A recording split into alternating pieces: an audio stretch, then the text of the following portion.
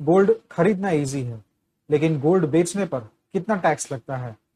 Physical gold, digital gold, gold ETF, sovereign gold bonds या फिर inherited गोल्ड्स, ये category के हर एक के रूल्स अलग अलग है और अगर कैलकुलेशन गलत हुई तो अननेसेसरीली टैक्स और नोटिस दोनों आ सकते। तो सबसे पहले समझते हैं गोल्ड के टाइप्स। फिजिकल गोल्ड यानी कि ज्वेलरी, कॉइन्स, बार्स जो फिजिकली आपके पास होती है। सेकंड, डिजिटल गोल्ड, ये ऑनलाइन ऐप से खरीदे जा सकते हैं जैसे कि फोन पे, पेटीएम, ये डिजिटल वॉलेट्स में स्टोर होते हैं। पेपर गोल्ड, इसमें इंक्लूड होता है gold ETF, sovereign gold bonds जिसे हम एसजीबी भी कहते हैं, गोल्ड के mutual funds. Next is inherited gold, family से मिला हुआ गोल्ड या फिर विल के थ्रू मिला हुआ गोल्ड या फिर इनहेरिटेंस से मिला हुआ गोल्ड, और यही कैटेगरी सबसे ज्यादा कंफ्यूजिंग भी होती है। अब आता है मोस्ट इंपॉर्टेंट टॉपिक पर, capital gain tax. Physical gold पे अगर हम 24 मंथ्स के अंदर सेल करते हैं तो प्रॉफिट होगा हमारा शॉर्ट टर्म कैपिटल गेन और टैक्स भी लगेगा हमारा इनकम टैक्स के स्लैब के अकॉर्डिंग। लेकिन वहीं अगर हम गोल्ड को 24 मंथ्स के बाद सेल करते हैं तो प्रॉफिट होगा हमारा लॉन्ग टर्म कैपिटल गेन और टैक्स लगेगा हमारा 12.5% without indexation. Next is digital gold, यहां पर भी रूल्स ऑलमोस्ट सेम है। 24 मंथ्स के अंदर सेल कर दिया तो हमें एसटीसीजी होगा और 24 मंथ्स के बाद सेल किया तो हमें लॉन्ग टर्म कैपिटल गेन होगा।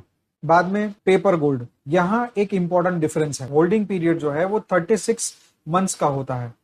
इट मींस 36 मंथ्स के अंदर सेल किया तो उसे short term capital gain treat किया जाता है और 36 मंथ्स के बाद अगर सेल किया तो उसे long term capital gain treat किया जाता है। यहाँ पे जो टैक्सेशन का जो ट्रीटमेंट है वो सेम रहेगा। ये पॉइंट बहुत इंपॉर्टेंट है क्योंकि ज्यादातर लोग पेपर गोल्ड के होल्डिंग पीरियड में कंफ्यूज होते हैं और गलत टैक्स पे कर देते हैं।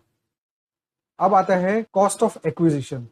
फिजिकल गोल्ड में आपका जो भी परचेस प्राइस होता है प्लस आप जो मेकिंग चार्जेस देते हैं प्लस आपका जो भी जीएसटी और एक्स्ट्रा कोई भी एक्सपेंसेस होते हैं वो सारा आपका कॉस्ट ऑफ एक्विजिशन माना जाता है। इनहेरिटेड गोल्ड, यहाँ स्पेशल रूल्स अप्लाई होते हैं, आपकी कॉस्ट नहीं बट प्रीवियस ओनर की जो कॉस्ट है उसे कंसिडर किया जाता है। अगर सिंपल लैंग्वेज में समझाऊं तो आपके फादर ने या आपके मदर ने जो भी प्राइस पर उस गोल्ड को खरीदा है वो आपकी बेस कॉस्ट मानी जाएगी। Gifted gold, same rules, previous owner की ही कॉस्ट यहां पर भी अप्लाई होगी।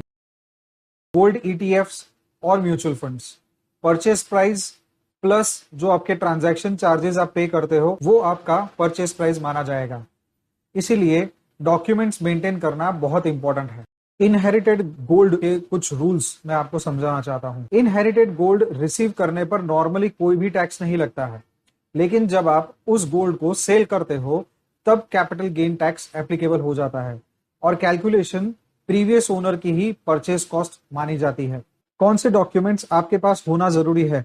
परचेस बिल हो गए, बैंक स्टेटमेंट्स हो गया, अगर आपके पास सॉवरेन गोल्ड बॉन्ड्स है तो उसके स्टेटमेंट्स हो गए, ईटीएफ के स्टेटमेंट्स हो गए, अगर आपको गोल्ड जो है वो गिफ्ट में मिला है तो गिफ्ट के डॉक्यूमेंट्स होने चाहिए, अगर गोल्ड आपको बाई इनहेरिटेंस मिला है तो इनहेरिटेंस का प्रूफ होना जरूरी है, सेल का इनवॉइस होना जरूरी है और अगर उसको आपने डीमैट करवा के रखा है तो वो डीमैट का प्रूफ भी आपके पास होना जरूरी है। अगर वीडियो हेल्पफुल लगा हो, वीडियो को लाइक करो, चैनल को सब्सक्राइब करो और बेल आइकन को जरूर प्रेस करो। कमेंट में बताओ आप फिजिकल गोल्ड प्रेफर करते हो या फिर डिजिटल गोल्ड को। मिलते हैं नेक्स्ट इंफॉर्मेटिव वीडियो में।